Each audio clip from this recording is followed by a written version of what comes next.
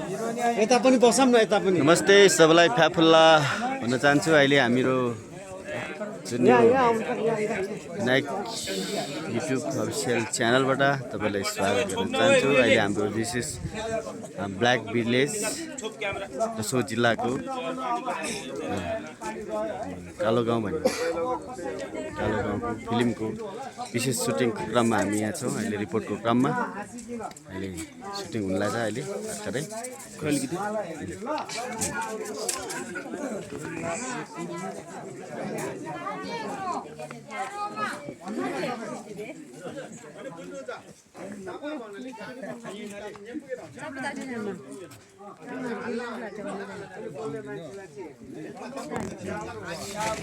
रसुवा जिल्लाको गदलाङ भन्ने ठाउँ ब्ल्याक भिलेज ठाउँमा विशेष गरी कालो गाउँको विशेष सुटिङ भइरहेको क्रममा हामी यहाँ सुटिङ रिपोर्टको क्रममा छौँ।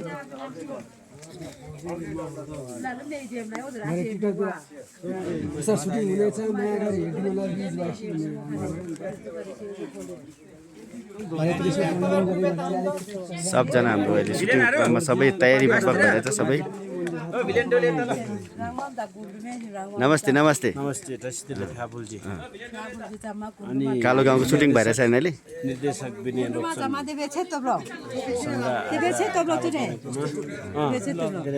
ठात्तर कुदुर लप्पौँ बिरल पर्दैन हो बिना टोपी नै गर्दैन तर यो टोपी चाहिँ नलाउनु भने के कस्तो टोपी लाउनु क्या भने निकालिदिनु न त्यस्तो पुरै नगर्नु नि अहिले टाउको देखिहाल्छ फेरि।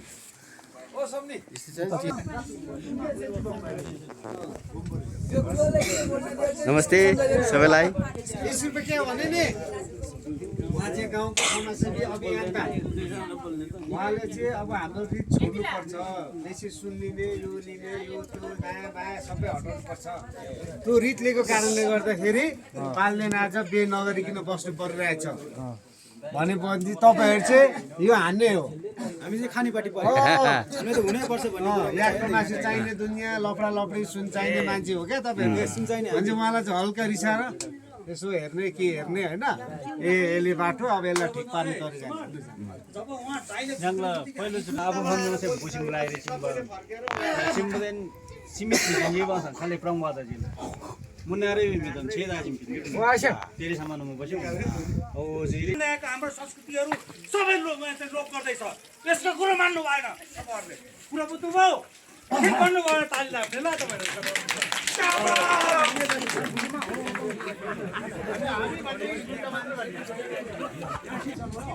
ओ यहाँ खानेहरू यिनीहरू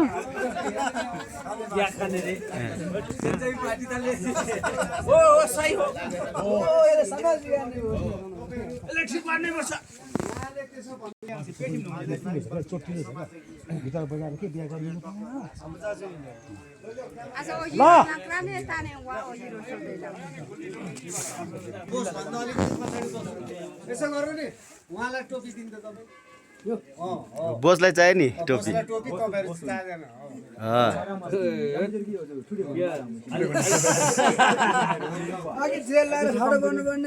त्यो टोपी एकछिन यता दिन्छ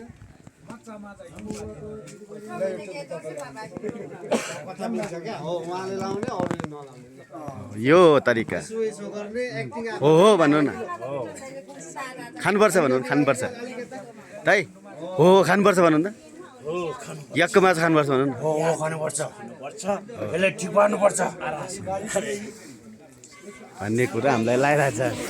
मासुसँग आएर खानुपर्छ।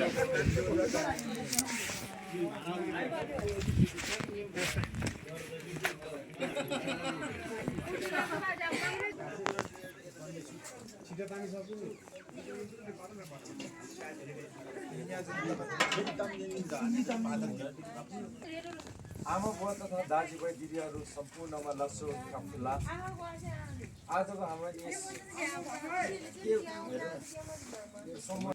आमा बुवा तथा दाजुभाइ दिदीहरू सम्पूर्णमा लसो काफुल्ला आजको हाम्रो यस समाज बस्नुको मुख्य कारण भनेको हाम्रो यस गाउँमा विवाहमा माइती पछिबाट लिँदै आएको रीत प्रथालाई अब हामीले बिस्तारै यसलाई परिमार्जित गरेर लानुपर्छ। यस्तै रीत प्रथाको कारणले आज हाम्रो फाल्टुले रीत बुझाउन नसक्दा आफ्नो बिहा गर्न सकेको छैन। यो लाग्छको भनेमा तपाईँहरू मान्नु हुँदैन। यसले हामी तामाङहरूको रीतिरिवाज जुन हाम्रो बाह्र तामाङको रीत छ यसले भाँच्नु खोज्दैछ। यसले भाँच्यो भने यसले यो कुरोको यसको कुरोमा मान्यो भने हाम्रो संस्कृति भाँसिँदै जान्छ। यसका कुराहरू पटक्कै नसुन्नुहोस् तपाईँहरूले। कुरा बुझ्नुभयो होला नि? हो ताली बजाउनु। यो लाग्छको भनेमा लागेर आफ्नो संस्कृति मासेर गिटार बजाएर चाहिँ क्रिस्चियनले बिहा गरेर अन्य दिनुपर्ने हो? यो कुनै पनि हालतमा दिनु हुँदैन। आफ्नो संस्कृति मासु दिनु हुँदैन। के कसो गाउने हो?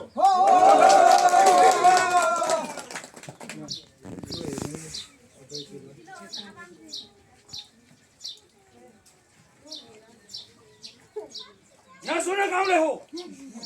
यो लाक्पाले हामीले खाँदै आएको चलिआएको हाम्रो तामाङ संस्कृति परिमार्जन गर्ने बहानामा मास्नु खोज्दैछ। हामी कुनै हालतले पनि हाम्रो संस्कार संस्कृति मास्नु हुँदैन गाउँले हो। खोइ ताली यतिखेर हाम्रो संस्कृति चाहिँ परिमार्जन गर्ने ढङ्गले परिमार्जन गर्छु भन्दैमा हाम्रो संस्कृतिहरू यसले भाँच्नु खोज्दैछ। यसको कुरोमा हामी लाग्नु हुँदैन। हाम्रो संस्कृति हामी आफूले जोगाड गर्नुपर्छ। हो कि होइन गाउँले हो? यो लाग्पाले भने जस्तो आफ्नो संस्कृति मासेर क्रिस्चियनले जस्तो गिटार बजाएर छोरी हामीलाई दिनुपर्ने हो? कुनै पनि हालतमा हाम्रो संस्कृति मास्नु दिनु हुँदैन। के कसो गाउँले हो? हो ताली। तपाईँ चाहिँ किन ताली मारेको? यो चाहिँ भिडियो है? भिडियो झ्याप झ्याप एउटा छाप लगाउने खाने हो भन्नु। खाने याकको मासु खाने भन्नु खोइ। याकको मासुसँग आइरक खाने हो यस होइन? होला होइन त जिग्मे जोजो जिग्मेको सन्तान हो। पढ्न जाँदैन, खान मात्र जानेछ हामीले यहाँ।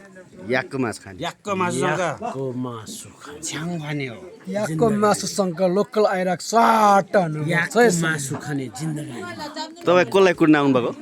म पल्देनलाई। पाल्दैन कि लाक्पालाई? हामी धप्पी चढाउने हो। पल्देन र लाक्पालाई धप्पी कुटेर कालो गाउँको सबै कालो चिजहरू यहीँ राख्ने हो। आज धप्पी चढाएर स्वयम्भू पुऱ्याउनु पर्छ। हे केटा हो, कसैले नि बाँकी राख्ने होइन। हो डाइरेक्टरले दियो यार। उठाउ सामान भन्नु अब। उठाऊ सामान सब घर खाली गरायो। ठिक यो बोल्ने चाहिँ कसले? यसो सुने मेरो पनि मान्छे आउँदैछ भन्नु न। बोल्न छ खाली सिसी लगाउने अन्त हिँड्ने केटाहरू त समय आउँछ सिखाने तर नि राम्रो देखे झ्याप्पै छ। यो समय मेरो हो, आजको समय मेरो हो। केटा हो आज रेडी हो? याकको मासु खाउँछु भन्नु न सबलाई। याकको मासु र आइरा खुवाउँछु। कति खान्छौ? आज सिँगै याक काट्नुपर्छ है। सिँगै याक काट्नुपर्छ। हो भन्नु। हो भन्नु न। सर्टै ढाल्ने याकको रगत चुस्नुपर्छ आज। होइन यसरी हात झुक्ने क्या, अझै पछाडि आउने। यसो गर्नु। सबैले अब उयो गरेको है। आज कालो गाउँको क्लाइमेक्स रेडी? अन्तिम। ल आसाङको डाइलेक्ट छापो। ल यहाँदेखि सुरु भयो भिडियो। ढ्याक ट्याक ट्याक ट्याक ट्याक।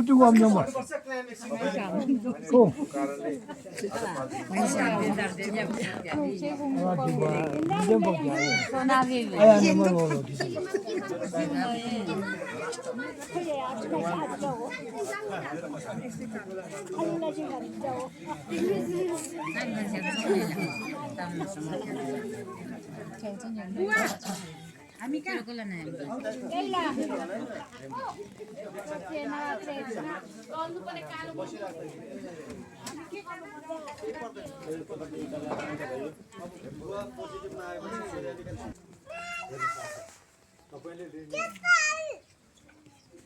ल नानी एकछिन हल्ला नगर ल।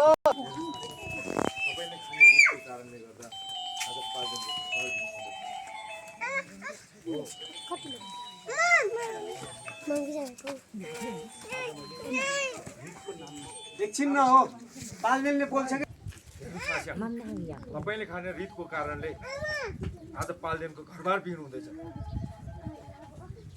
हो छोरीलाई रितको नाममा नचाहिने ऋण लिने अनि हामी जस्तो सोझो गाउँलेहरूलाई महँगो मिटर ब्याज चलाउने यो बिरमानहरू जस्तोले गर्दाखेरि आज सारा गाउँलेले दुःख पाएको छ।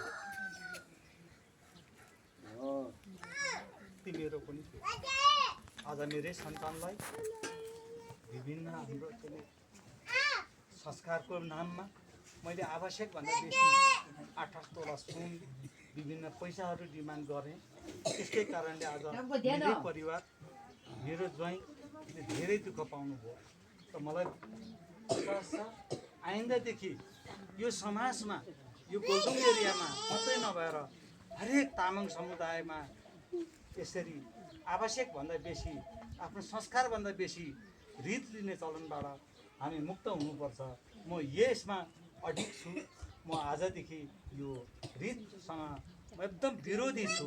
रित लिनु हुँदैन, तर रित लिँदाखेरि आफ्नो संस्कारलाई समेटेर पहिचान नै मेन्टेन गरेर चाहिँ छोड्ने होइन र आफ्नो पहिचानलाई रहँदै गर्दै साँची राख्दै मात्रै रित लिनुपर्छ भन्ने मलाई आजदेखि उहाँहरूको कुराले समाजका कुराले मलाई आज चेतना खोलेको छ। लगाएर गाउँलेहरूलाई धेरै अन्याय गरेछु। अब यसरी मिटर ब्याजमा गाउँलेहरूलाई म ऋण लाउने छैन र आजैदेखि पाल्दैले तिर्नुपर्ने 1,50,000 मैले मिना गरिदिएँ। गाउँलेहरू ताली मारो भन्दा एकचोटि लिउँ ल। अब फेरि आज पाल्देनको घरबार बिहिन हुँदैछ। हो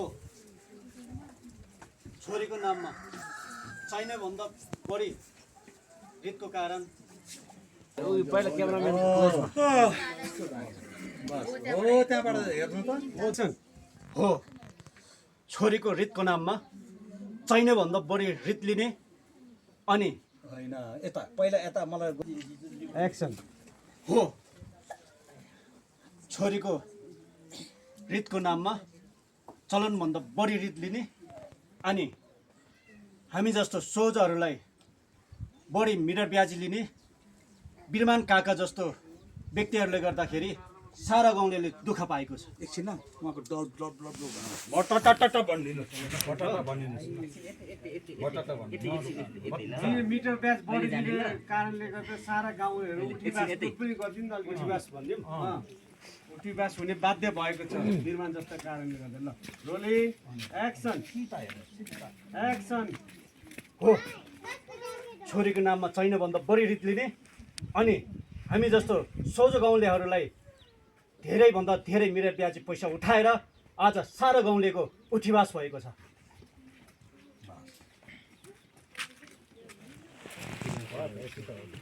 अरू पर्दैन माथि काटिदिनु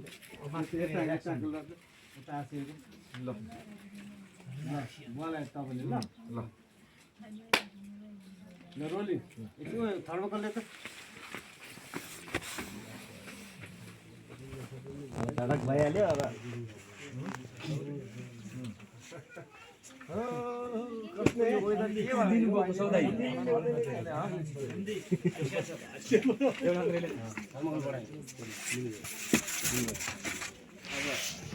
खेल्नै पऱ्यो अब हिँड्ने समय आयो। ल रोलिङ एक्सन देख्नुभयो आशा तपाईँले रित खाएको कारणले आज पाल्देनको घरबार बिहिन हुँदैछ। पाल्देन बोलो पाल्देन बोलो। आज छोरीको रितको नाममा छैन भन्दा चाहिने चाहिने भन्दा बढी मेरो त लिइसकेँ होइन त्यहाँदेखि उठाइदिउँ ल भन्नु हो आज छोरीको रितको नाममा संस्कारभन्दा बढी रित लिएर अनि हामी जस्तो सोझो गाउँलेहरूलाई चाहिने भन्दा बढी मिटर ब्याज लिएको बिरमान काकाको कारण आज सबै गाउँलेहरू उठीबास भएको छ। ल ताली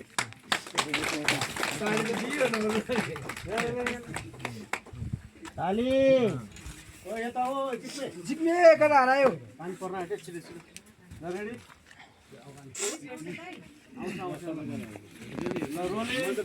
एक्सन बसा भाउ उडाइ अलिक